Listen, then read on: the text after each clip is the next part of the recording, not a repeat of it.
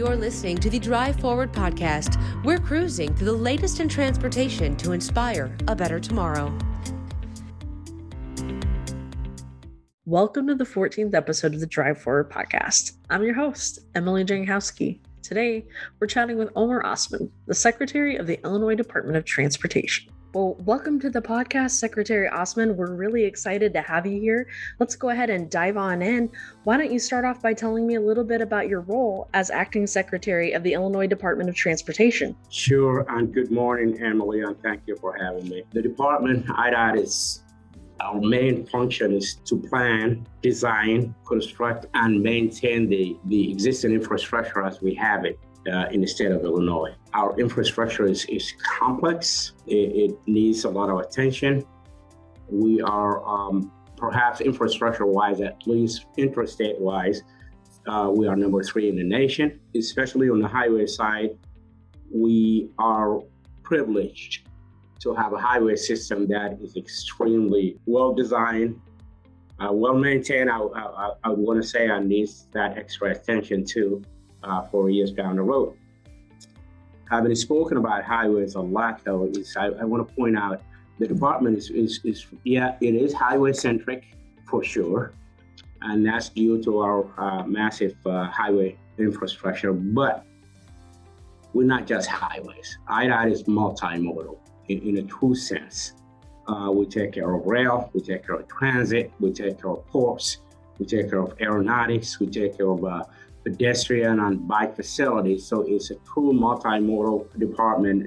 I truly like to brag about that a lot. Especially maintaining the facilities as we have it is quite the undertaking, and I do have 5,100 strong employees. Almost about half of them are highway maintainers, just on the upkeep, snow and ice. We have 2 seasons in Illinois. As you know, winter time is snow and ice, summertime is construction. So we are busy. We are extremely busy, and we are even busier than what we were in the past. Thank goodness to Rebuild Illinois capital bill that we had in 2019, and I'm sure we could talk about that a little bit further down the road. But we are excited, we are busy, 5,100, and we are hiring. So I wanted to put that out there. We're looking for the good engineers and civil engineers, engineering technician. We're looking for the young, innovative one. And things are, the concept of transportation itself, of its own is changing a bit from what it used to be 20, 30 years ago. So innovative solution is paramount to us. We want the new generation to carry the transportation sector through, and carrying, obviously taking care of transportation is taking care of the state of Illinois. Absolutely. And how fascinating is it to hear that half of your staff is, related to our roadways and helping our highways and maintaining that. And then also to hear the reminder that IDOT is multimodal and also helps with all of these other sectors. That's great. That brings me to my next question. We're definitely on the cusp of a mobility change, and Illinois has outstanding transportation scholars, engineers, and manufacturers. How do you see the state positioning itself to become the leader in advanced mobility? I could say we are one of the leaders in advanced mobility. COVID-19 obviously have changed the entire conversation and the entire dynamic of how things have changed all of a sudden, from the demand for our highways and how the commuting pattern have changed. What does that mean for transit? How the entire transit system, including, the Amtrak, the CTAs, and the metros, and how would that impacted? If you recall, there was quite the steep drop up to 90, 93, 94, 95 ridership, and that have changed the entire dynamic. Now things are changing back, and it's not what it used to be pre-COVID, but we are getting there. But that made us all think about, we have to be judicious, we have to be innovative, about what we target, where do we invest our precious funds, and how things will change, not just for today.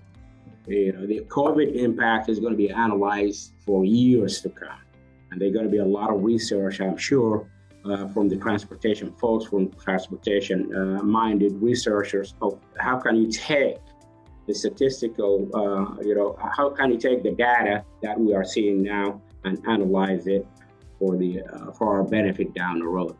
That is going to be crucial. That's what you're going to see 5, 6, 7 years down the road. In the meantime, I alluded to it earlier, we have to we have to think outside of the box. The mobility itself, what we're looking at and the infusion of funds we have because of Rebuild Illinois is making us all think outside of the box. And we're trying to do things that we haven't done in the past. And I think the public appreciates it. And I think the public sees what we are doing out there and what we have done the last couple of years. And they do anticipate us to continue doing the same for years to come. Absolutely. Well, in speaking of looking forward and looking, outside of the box, as you mentioned, I know IDOT has been very proactive in the development of the University of Illinois' connected and autonomous vehicle track, known as the Illinois Autonomous and Connected Track in Rantoul, Illinois. How do you envision a project like this to reposition Illinois in terms of mobility, especially considering all of the freight that comes through our state? So, Emily, I'm glad you mentioned freight. We are the freight hub of the nation. A lot of people don't know at least 25, maybe even 30% of freight goes through the state of Illinois. We have the largest inland port in the nation in around Joliet. We have a massive interstate system, like I mentioned earlier. We have all Class 1 rail. We have beautiful ports, very critical ports. So movement of goods is paramount to us, and taking care of the freight network as we have it today is critical for the survival of the state of Illinois, for movement of our agricultural product, which is, we are very proud of our agricultural sector, the soybean and all other products, and even coal. All that is what we do, what sustains the state of Illinois. So taking care of freight, on so on is huge and is very critical for us. Now you look at the autonomous development that we are having in Rantoul, which we are very, very proud to be part of. That's a futuristic element of what is going to sustain our freight and freight network in the state of Illinois. You look at the efficiency and the safety aspect of what we're trying to do through that project. I know there's a lot of autonomous projects out there across the nation, but this particular one on freight, on trucking and platooning, and what that might mean not only to the state of Illinois, but to the nation as a whole is going to be very critical. Absolutely. Yeah. Absolutely. I think it is a driving force that's going to help us into the future for sure. And I think that brings me to my next question. What's the transportation and agenda in Illinois going to look like in the next 5 to 10 years? And how do you see that agenda aligning the state for success? I did mention RBI briefly, Rebuild Illinois. But thanks to the Capitol bill, I think by and large, the leadership of the governor and the General Assembly, transportation is bipartisan. And they knew that there was a critical need, and they took the tough vote to increase gas taxes, to give us additional cash flow, and to go not just for highways and bridges, to make sure the entire model system of infrastructure is sustained for years to come. So this is what is bringing us to the point of looking ahead into 22 and beyond. Just yesterday, Governor Pritzker was at the Handel building here, along with several elected officials. And we announced the multi-year program for highways and bridges, not only for IDOT, for the local system. We did announce $20.7 billion worth of projects for the next 6 years, specifically to FY22, FY meaning fiscal year 22. We did announce $3.32 billion worth of project on the state system alone.